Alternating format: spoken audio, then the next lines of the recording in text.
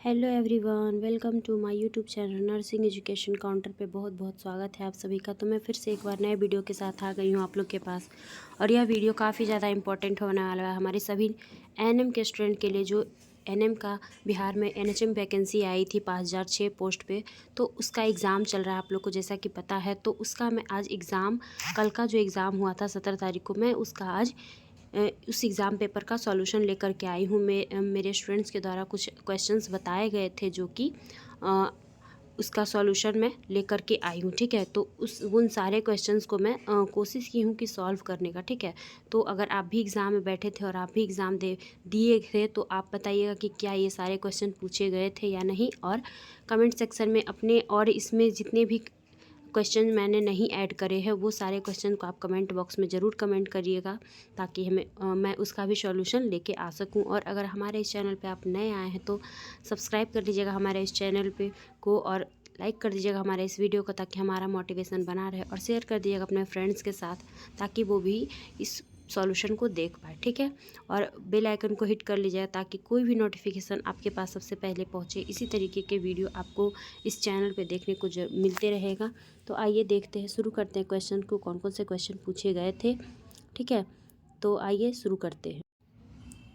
तो सबसे first question है, 1 से 3 साल के बच्चे को कितने ग्राम प्रोटीन की आवश्यकता होती है। जी हाँ, तो 1 साल से जो 3 साल के बच्चे होते हैं उनको कितने ग्राम की प्रोटीन की आवश्यकता पड़ती है। ठीक है, एक दिन में वो कितने प्रोटीन की आवश्यकता उनको होती है। तो 13 ग्राम पर डे उनको आवश्यकता होती है। जो 1 साल से 3 साल के बच्चे होते हैं उनको 13 ग्राम प्रोटीन लेने की आवश्यकता होती है। ठीक है, तो ये था फर्स्ट क्वेश्चन। और इसमें ऑप्शन 4 दिए हुए होंगे आपके एग्ज़ाम में, है ना, लेकिन मैं क्या लाई हूँ, क्वेश्चन और उसके जो सही आंसर है मैं उनको लेकर आई हूँ। तो आप लोग इसमें से मिला लीजिएगा कि कौन कौन सा आपका क्वेश्चन सही हुआ है। ठीक है, नेक्स्ट क्वेश्चन है, फर्टिलाइजेशन या निषेचन की क्रिया कहाँ होती है। तो सेकंड क्वेश्चन क्या है कि निषेचन की जो क्रिया है वो कहाँ होती है ना। तो निषेचन की क्रिया कहाँ होती है, फैलोपियन ट्यूब के एम्पुला वाले पार्ट में, एम्पुला वाले भाग में। और यह क्वेश्चन को मैं अपने यूट्यूब चैनल पे पहले जो वीडियो मैं करवाती थी जिसमें एनएचएम एग्ज़ाम की तैयारी, तो उसमें मैं ये क्वेश्चन का आंसर आपको बता चुकी हूँ। क्वेश्चन भी एकदम डायरेक्ट मैं ये क्वेश्चन आपको बता चुकी हूँ। अगर आपने देखा होगा वो वीडियो को तो आप इस क्वेश्चन को गलत नहीं करके आए होंगे, सही करके आए होंगे। ठीक है, तो इसीलिए मैं बोलती हूँ कि मेरे क्वेश्चंस को आप लोग ध्यान से देखिए, ध्यान से पढ़िए, क्योंकि सारे क्वेश्चंस मैं लेकर आती हूँ जो इम्पोर्टेंट होता है। ठीक है, नेक्स्ट क्वेश्चन देखते हैं, काली खांसी कैसे फैलती है। जी हाँ, थर्ड क्वेश्चन क्या बोल रहा है, काली खांसी कैसे फैलती है। ये क्वेश्चन भी पूछा गया था कि काली खांसी कैसे फैलती है या किस माध्यम से फैलती है। तो इसका सही आंसर क्या होगा, ड्रॉपलेट इन्फेक्शन। जी हाँ, ड्रॉपलेट इन्फेक्शन, या आपके ऑप्शन में दिया होगा छींकने, खांसने, थूकने, तो आप उसको भी अगर आंसर मारे होंगे तो वो भी सही होगा। जी हाँ, ड्रॉपलेट इन्फेक्शन का मतलब है कि छींकने, खांसने और थूकने से जो बीमारी फैलती है उसको हम लोग ड्रॉपलेट इन्फेक्शन कहते हैं। उसका नेक्स्ट क्वेश्चन क्या है, एमएमआर वैक्सीन कब देते हैं। ठीक है, तो एमएमआर वैक्सीन हम लोग कब देते हैं, ये भी क्वेश्चन पूछा गया था। फर्स्ट डोज दिया जाता है 9 मंथ से 12 मंथ तक। ठीक है, मतलब फर्स्ट डोज हम लोग क्या करते हैं, मेनली 9 मंथ पे देते हैं। सेकेंड डोज कब देते हैं, 16 से 24 मंथ पे। ठीक है, तो अगर आपको कौन सा डोज पूछा था, कौन सा ऑप्शन में था, ये देख करके आप आंसर कर सकते थे। ठीक है, उसके बाद है नेक्स्ट क्वेश्चन, अगर कोई आईएम इंजेक्शन को आईवी द्वारा लगा दिया जाए तो इसमें निम्न में से क्या गलत है। ठीक है, तो ये क्वेश्चन भी पूछा गया था कि अगर कोई व्यक्ति आईएम इंजेक्शन को आईवी इंजेक्शन मतलब आईवी रूट द्वारा लगा देता है तो इसमें क्या गलत हो जाएगा। ठीक है, तो इसमें ऑप्शन ऐसे था, right to dose, right route, right dose, right drugs. तो इसमें क्या आंसर होगा, राइट रूट। ठीक है, मतलब क्या है कि आप गलत रूट में लगा दिए। ठीक है, आपको आईवी लगाना था लेकिन आप आईवी लगा दिए, तो आपका सही आंसर क्या होगा, राइट रूट होगा। नेक्स्ट क्वेश्चन देखते हैं, बीएमआई का फुल फॉर्म क्या है। जी हाँ, नेक्स्ट क्वेश्चन क्या पूछा गया था आपके एग्जाम में, तो बीएमआई का फुल फॉर्म क्या है।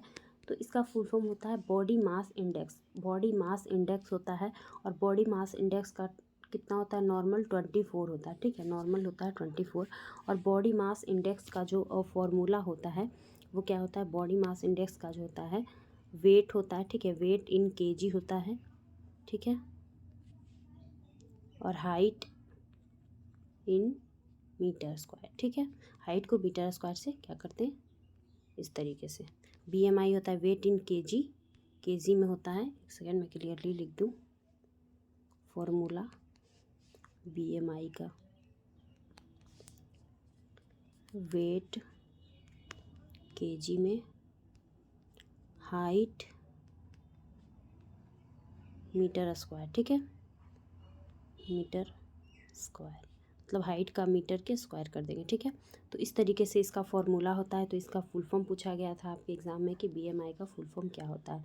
नेक्स्ट क्वेश्चन, गर्भवती महिला को टीटी का टीका किस महीने में दिया जाता है, ठीक है, टीटी का इंजेक्शन किस महीने में लगाया जाता है। ये क्वेश्चन भी मैंने अपने पहले वीडियो में करवा चुकी हूँ इस चैनल पे, ठीक है। तो अगर आपने देखा होगा तो इसको भी सही करके आओगे कि अप्रॉक्स 3 मंथ में हम लोग क्या करते हैं, स्टार्ट कर देते हैं, क्या करते हैं, लगाना, टीका शुरू करते हैं, मतलब टीका लगाते हैं। और या तो जैसे ही गर्भावस्था पता चलता है तो मैं उसमें आपको क्या की थी, वीक में बताई थी कि कितने वीक में लगा सकते हैं, ठीक है। फर्स्ट डोज, सेकेंड डोज सारे के बारे में बता चुकी थी। और आपको लग रहा होगा कि इतना इजी क्वेश्चन आया, तो ये इजी क्वेश्चन नहीं है। जब आपको ऑप्शन के साथ क्वेश्चन दिया जाता है ना, स्क्रीन पे होता है, एग्ज़ाम में होता है, जो हमारा एग्ज़ाम हॉल होता है उसमें होता है, तो क्या होता है कि प्रेशर की वजह से जो आते हुए क्वेश्चन भी गलत हो जाता है। तो आपको इजी लग रहा होगा लेकिन इतना ये इजी है नहीं, ठीक है। उसके बाद नेक्स्ट क्वेश्चन क्या है, यूपीआई का फुल फॉर्म क्या है। यूपीआई का फुल फॉर्म पूछा गया था कि यूपीआई का फुल फॉर्म क्या होता है, ठीक है। यूपीआई का फुल फॉर्म क्या होता है, तो यूनिवर्सल इम्यूनाइजेशन प्रोग्राम जो कि होता है, यूपीआई का full form universal immunisation programme. Next है, टीकाकरण कार्ड में मुख्य टीके कितने होते हैं, मतलब टीकाकरण जो कार्ड बच्चे को मिलता है या बच्चे के लिए जो बनाया जाता है, तो उस कार्ड में टोटल कितने टीके उपस्थित रहते हैं। तो टोटल 12 टीके होते हैं। कौन कौन से होते हैं आइए मैं देख लेते हैं हम लोग, ठीक है। मैं बता देती हूँ आप लोगों को। तो इसमें केवल पूछा गया था कि कितने टीके होते हैं, तो इसका सही आंसर होगा 12। तो मैं इतना एक्स्ट्रा जानकारी के लिए आपको ये सब लिख के लेके आई हूँ। BCG, OPV, hepatitis, pentavalent या फिर उसके बाद पीसीवी, उसके बाद MR, JE, vitamin A, TT और टीडी, ये सारे वैक्सीन क्या होते हैं, प्रेजेंट होते हैं जो टीकाकरण का कार्ड होता है उसमें। उसके बाद नेक्स्ट क्वेश्चन क्या पूछा गया था, पोलियो रविवार कब मनाया जाता है। तो ये क्वेश्चन भी पूछा गया था कि पोलियो रविवार कब मनाया जाता है। तो पोलियो रविवार कब मनाया जाता है, जनवरी में मनाया जाता है। पोलियो जो रविवार है वो नवंबर से लेकर के क्या कहता है, जनवरी माह तक मनाया जाता है। तो ये रविवार मनाने की बात है तो सब जनवरी होगा इसका सही आंसर। उसके बाद नेक्स्ट है, पोलियो उन्मूलन कार्यक्रम कब शुरू हुआ था। ये भी काफ़ी इम्पोर्टेंट क्वेश्चन था। और अभी क्या है कि पोलियो के लिए थोड़ा अभियान चलाया जा रहा है अभी नवंबर से लेकर के जनवरी तक, तो इसीलिए पोलियो के क्वेश्चन देखे गए थे। तो आइए देखते हैं कि पोलियो उन्मूलन कार्यक्रम कब शुरू हुआ था। 1995 में पोलियो इरेडिकेशन प्रोग्राम शुरू किया गया था, ठीक है। नेक्स्ट क्वेश्चन क्या है, डीपीटी वैक्सीन का साइड इफ़ेक्ट क्या क्या हो सकता है। जी हाँ, जो डीपीटी वैक्सीन का जो साइड इफ़ेक्ट है वो कौन कौन सा हो सकता है। तो इसमें हो सकता है हल्का बुखार, जैसे ही बच्चे को डीपीटी का टीका लगाया जाता है तो क्या होता है उसमें बच्चे को बुखार होता है, और जहाँ पे लगता है उस साइड पे क्या होता है, स्वेलिंग या सूजन हो जाता है, ठीक है। तो ये सब साइड इफ़ेक्ट देखने को मिल सकते हैं। ये भी क्वेश्चन आपका आया हुआ है, ठीक है। अगर आप एग्ज़ाम में बैठे होंगे तो ज़रूर कमेंट बॉक्स में बोलिएगा कि ये सारे क्वेश्चन आए थे या नहीं आए थे या गलत बताए गए हैं हमें, तो ताकि मुझे पता चल सके कि बच्चे सही पेपर बताए हैं या नहीं। चलिए आइए नेक्स्ट देखते हैं, मानव शरीर की सबसे छोटी हड्डी कौन सी होती है। जी हाँ, मानव शरीर की जो सबसे छोटी हड्डी है वो कौन सी हड्डी होती है। तो मानव शरीर की सबसे छोटी हड्डी स्टेपिस होती है। और ये काफ़ी इजी क्वेश्चंस है, ये सारे काफ़ी इजी क्वेश्चंस है। अगर बच्चे ध्यान से भी पढ़े होंगे ना, थोड़ा भी पढ़े होंगे, तो वो करके आए होंगे अच्छे खासे क्वेश्चंस के आंसर, ठीक है। नेक्स्ट है, रागी में क्या क्या होता है। नेक्स्ट क्वेश्चन क्या है कि रागी में क्या क्या होता है। जी हाँ, जो रागी होता है उसमें कौन कौन से विटामिन वगैरह क्या क्या पाए जाते हैं। तो हमारे विटामिन पाए जाते हैं, कैल्शियम पाए जाते हैं, आयरन पाए जाते हैं और कार्ब्स पाए जाते हैं। इनमें से अगर कोई आपका ऑप्शन में होगा तो आप टिक करके आए होंगे तो आपका सही होगा। नेक्स्ट है, आईपीवी का फुल फॉर्म क्या होता है। ये क्वेश्चन भी पूछा गया था कि आईपीवी का फुल फॉर्म क्या होता है। तो आईपीवी का फुल फॉर्म क्या होता है, इनएक्टिवेटेड पोलियो वैक्सीन होता है, inactivated polio vaccine.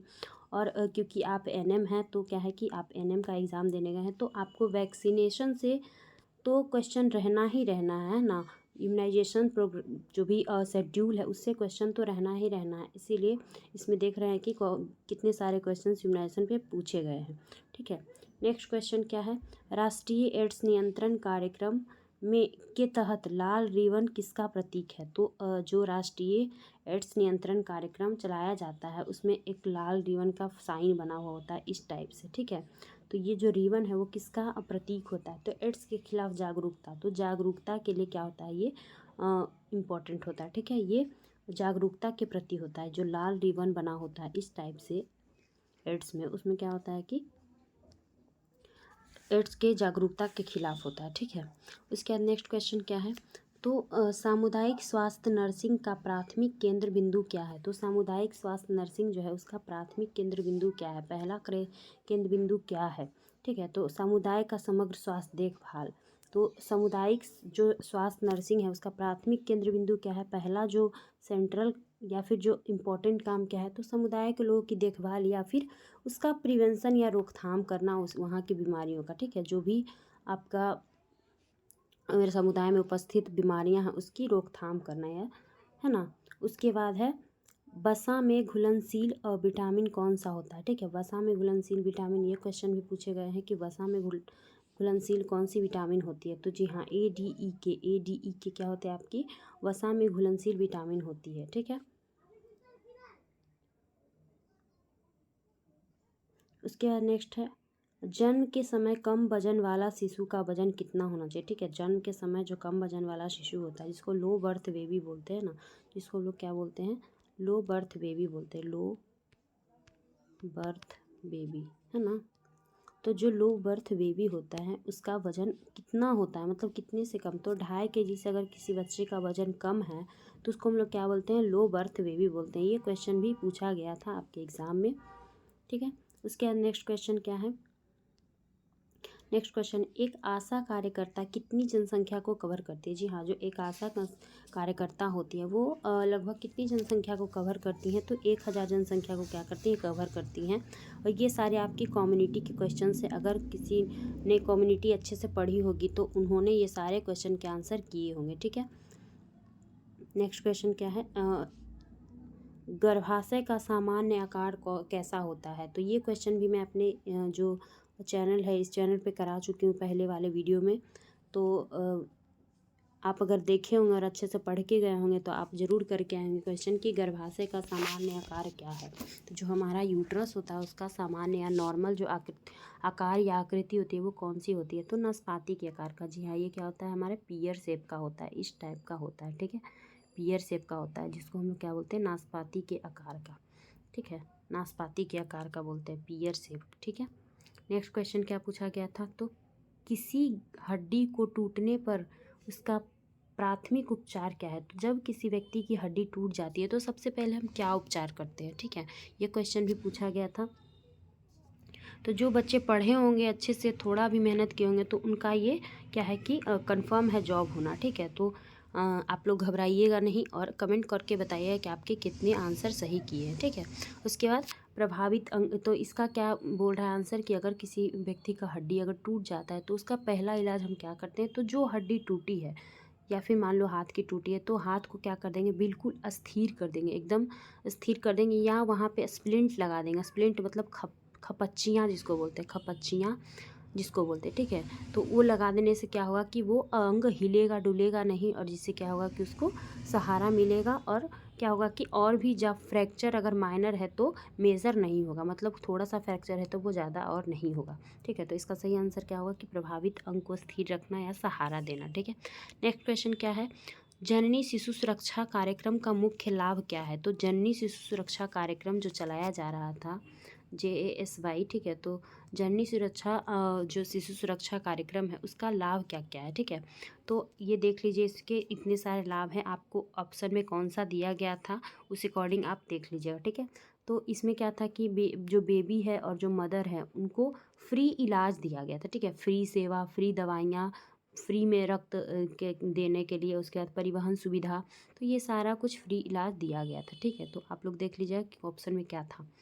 Next question है, बुखार के साथ सिर दर्द हो तो कौन सी दवा का उपयोग करेंगे? जी हाँ, ये भी काफ़ी इंपॉर्टेंट क्वेश्चन है कि अगर किसी व्यक्ति को बुखार के साथ, फीवर के साथ सिर दर्द है तो आप कौन सी दवा उनको देंगे या उपयोग करेंगे? क्योंकि आप क्या है कि प्राथमिक उपचार करते हैं तो आपको इतनी थोड़ी बहुत दवाइयों की नॉलेज होनी चाहिए। तो उसमें क्या होगा, पैरासीटामॉल होगा। पैरासीटामॉल जो है वो क्या करता है, हमारे दर्द के साथ साथ हमारे बुखार को भी कम करने का काम करता है। ठीक है, नेक्स्ट है BFH का फुल फॉर्म क्या होगा। ठीक है, BFH का फुल फॉर्म भी पूछा गया था आपके एग्ज़ाम में, और मैं हमेशा बोलती हूँ कि फुल फॉर्म काफ़ी इंपॉर्टेंट है आपके सभी एग्ज़ाम के लिए। ठीक है, चाहे वो अगर आप एक्सटर्नल एग्ज़ाम दे रहे हो या किसी भी कंपटीशन में बैठ रहे हो, तो उनके लिए सारे ये सब फुल फॉर्म्स इंपॉर्टेंट होते हैं। तो BFH का फुल फॉर्म क्या होगा, baby friendly hospital, sorry baby friendly hospital होता है। ठीक है, baby friendly hospital, baby friendly hospital. Next question देखते हैं हम लोग। नेक्स्ट क्वेश्चन क्या है, नेक्स्ट क्वेश्चन है हमारा पोस्ट मेनोपॉजल महिलाओं को ऑस्टियोपोरोसिस से बचने के लिए क्या पोषण देंगे। तो जी हाँ, जो पोस्ट मेनोपॉजल मतलब जिसका क्या हो चुका है कि मेंस्ट्रुएशन साइकिल ख़त्म हो चुका है। ठीक है, तो ऐसी महिला क्या होता है कि उसकी हड्डियां कमज़ोर होने लगती है, या बहुत सारे और भी हार्मोन्स की कमी की वजह से ये सारी चीज़ें होने लगती है। तो उसको कैसा न्यूट्रिशन या आहार देंगे। तो देखिए कितनी डीपली क्वेश्चंस पूछे गए हैं, डीप क्वेश्चंस पूछे गए हैं। ठीक है, तो आइए देखते हैं इसका सही आंसर क्या होगा। तो कैल्शियम। ठीक है, सबसे पहले कैल्शियम दिया जाएगा, क्योंकि ऑस्टियोपोरोसिस है। ऑस्टियोपोरोसिस का मतलब है कि हड्डियों से संबंधित कोई मतलब बीमारी। ठीक है, तो उसके लिए कैल्शियम बहुत ज़रूरी है। विटामिन डी, प्रोटीन, मैग्नीशियम और विटामिन के, ये सब देते हैं। ठीक है, इसमें अगर कोई आपका ऑप्शन में होगा तो आप टिक कर क्या होंगे, तो आपका सही होगा। नेक्स्ट क्वेश्चन क्या है, मासिक धर्म का पहला हार्मोन कौन सा होता है। तो जी हाँ, फर्स्ट। और नेक्स्ट क्वेश्चन क्या था, मासिक धर्म का पहला हार्मोन कौन सा होता है। तो मासिक धर्म में जो पहला हार्मोन होता है वो कौन सा सिक्रीट होता है। तो जी हाँ, FSH। ठीक है, FSH फॉलिकल स्टिमुलेटिंग हार्मोन क्या होता है कि मासिक धर्म का पहला हार्मोन होता है। अगर ये ऑप्शन नहीं होगा और एस्ट्रोजन होगा, तो आप एस्ट्रोजन भी अगर करके आए होंगे ऑप्शन में, तो ये आपका सही होगा। ठीक है, तो ऐसे तो FSH होता है, लेकिन FSH से क्या होता है, FSH जो होता है उसी से एस्ट्रोजन वगैरह भी सिक्रीट होता है। तो अगर एस्ट्रोजन भी होगा आपके ऑप्शन में, तो अगर आप करके आओगे तो वो सही होगा। नेक्स्ट क्वेश्चन क्या है, निम्न में से लाइव वैक्सीन कौन सा है। जी हाँ, ये भी क्वेश्चन काफ़ी ज़्यादा इंपॉर्टेंट है कि क्या है कि इम्पॉर्टेंट था, क्योंकि लाइव वैक्सीन के बारे में हमेशा क्वेश्चन पूछता है ना। तो लाइव वैक्सीन क्या क्या है, तो BCG, OPV, MMR, रोटावायरस और आपका वेरिसीला। ठीक है, वेरिसीला, ये सारे क्या है आपके, ये सारे क्या है आपके लाइव वैक्सीन है। तो अगर इसमें से कोई एक ऑप्शन में होगा, अगर BCG होगा आप करके आए होंगे, OPV होगा, MMR होगा, रोटा वायरस, वेरिसीला, तो ये सारे में से अगर कोई एक ऑप्शन में होगा और आप सही करके आएंगे, तो मतलब क्या है कि आपका सही है। ठीक है, आपका बिल्कुल सही है आपका जवाब। तो आज का इतना ही क्वेश्चंस हमें मिले थे। ठीक है, जो कल के एग्ज़ाम में पूछा गया था। अगर आपके पास और क्वेश्चंस होंगे तो आप ज़रूर मेरे कमेंट बॉक्स में कमेंट करके बता दीजिएगा क्वेश्चन, ताकि मैं उसका भी सॉल्यूशन लेकर आ सकूं। और मैं इसी तरीके से हर एक दिन का कोशिश करती रहूँगी कि एग्ज़ाम का लेके आते रहूँ सॉल्यूशन पेपर, ताकि आपको हेल्प होते रहे। ठीक है, मिलते रहे। Thank you so much. Complete video में बने रहने के लिए बहुत बहुत धन्यवाद।